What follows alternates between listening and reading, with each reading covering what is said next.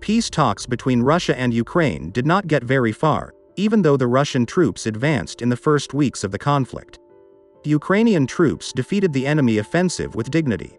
When Russian troops withdrew from the Kyiv region, the world was shocked by evidence of the genocide in Bucha, which made diplomacy difficult as Western leaders rightly accused Moscow of war crimes. Turkey's president said he plans to hold phone calls with his Russian and Ukrainian colleagues in the coming days, adding that he hopes the talks can lead to a meeting of leaders in Turkey aimed at ending the Russia-Ukraine conflict. Turkey, a NATO member, has a maritime border with Ukraine and Russia in the Black Sea, has good ties with both sides, and plays a mediating role. The Turkish president held talks between Ukrainian and Russian foreign ministers in Antalya and negotiators from both countries in Istanbul and insisted the leaders meet.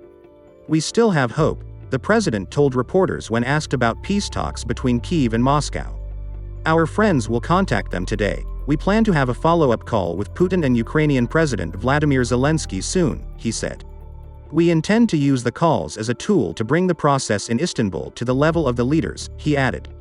The day before, Turkey accused some of its NATO allies of wanting to prolong the war in Ukraine to weaken Russia. "There are countries in NATO who want to continue the war," the Turkish foreign minister said. "They want Russia getting weaker," he said, as talks between the Ukrainians and Russians seem to have stalled since the last face-to-face meeting in Istanbul last month. They were supposed to continue online. He did not name any countries directly. Kremlin spokesman Dmitry Peskov said the Ukrainians were getting out of agreements that had previously been reached. NATO member Turkey supplied Ukraine with combat drones but refrained from imposing sanctions against Russia along with Western allies. However, since Ankara has good relations with Kyiv and Moscow, it mediated a settlement of the conflict and offered to host a meeting of the leaders.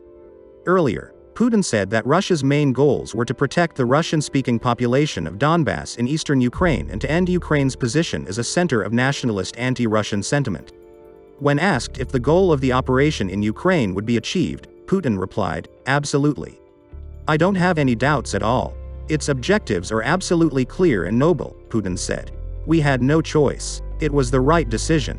If the sentiments haven't changed, there's no talk of early negotiations."